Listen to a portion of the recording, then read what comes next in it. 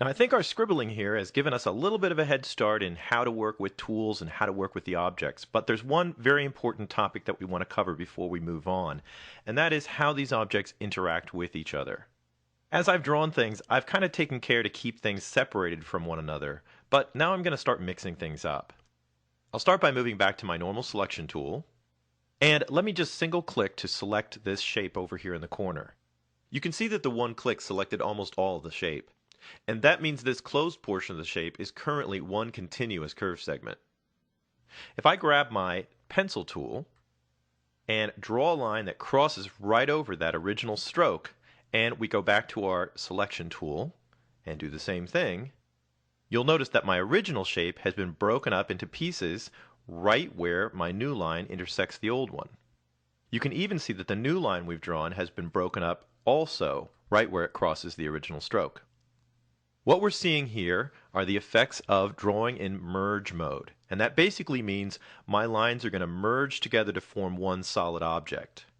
Now, merge sounds like they'd be joining instead of splitting, but that splitting action is exactly what you'll see any place you have objects intersecting one another. Let's draw a line across one of the shapes that we have. You probably wouldn't be surprised to find that if we went back and selected the shape, it's also been cut into two pieces. Even more interesting is how shapes interact with one another. So let's grab this shape down here. I'm just going to single click so I select the fill in this oval, and I'm going to move it over so that it intersects with both the line and the fill of the shape below it. Now, when you have things selected, they're kind of in a suspended state, so they don't do any cutting. But as soon as you click away from it, it's going to merge with the elements underneath it. And what that means in this case is if I move this yellow oval away from the blue, you'll see that it's cut out portions of both the stroke and the fill that was underneath it. This behavior is kind of the normal mode for Flash. In fact, even when you're selecting things, I can just use the normal selection tool and click and drag a marquee, and you'll notice that the objects that were selected are actually exactly the items that were inside the marquee. And I've actually created a split between my objects just by selecting. Now, I'm just going to undo that change since it made a big mess out of all my shapes. And next, let's take a look at ways that we can prevent this merge behavior from happening. There's one easy way to prevent it, and that is by using groups. So let's start there. I'm going to remove this cross line and the outline by double-clicking and hitting delete.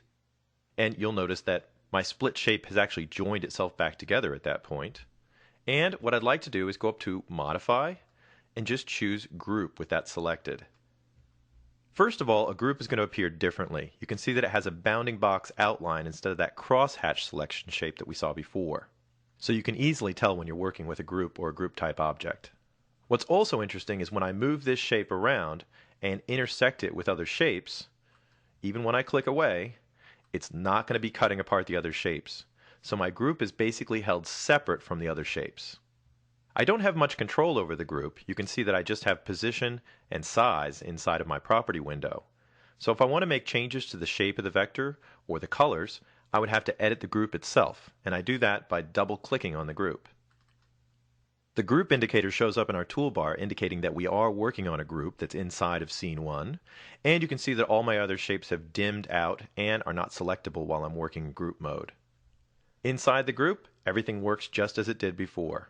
We can reshape the object, select it, change the color, and basically do whatever we want. If you're finished with the group, you can either click back on scene 1 or use the blue back arrow to back up to whatever is before it, in this case scene 1. And we're right back where we were before.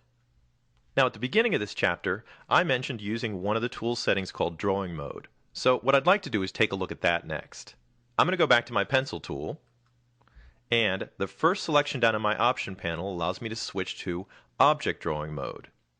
Basically what that'll do is take me out of merge drawing mode, and it's another way to keep my objects from intersecting and interfering with each other. Whenever you have object drawing turned on, like I do right now, anything I draw with the tool, we'll do a little scribble with my pencil tool, basically gets automatically grouped. In this mode, each drawing becomes its own little group, and you won't have any of that cutting behavior that we saw before. Let me just use my selection tool. I'll move this new object over top of one of my old ones, click away from it, and you can see that my bottom object has not been cut apart like it was before. Let me click on this and move it back up to the top. Now in the property panel it shows that it's a drawing object, and it actually allows you to make a few changes while you're working with it. For instance, I could change the stroke color, or I could increase the thickness. And just like a group, if you double click on it, you can go inside that drawing object and reshape it just like you would any other normal object. We get back out of the object the same way by clicking on Scene 1 of the back button. And interestingly enough, if you go up to the Modify menu, you can use Ungroup and turn it right back into a normal object just like the other elements that we've drawn. Now basically it's your choice. Each one of the tools that we've looked at has the ability to have object drawing turned on.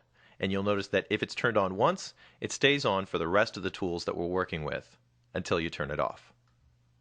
Well, so far our scribbles haven't created anything too pretty, at least mine haven't, but we've learned how to create and work with shapes inside of the Flash environment.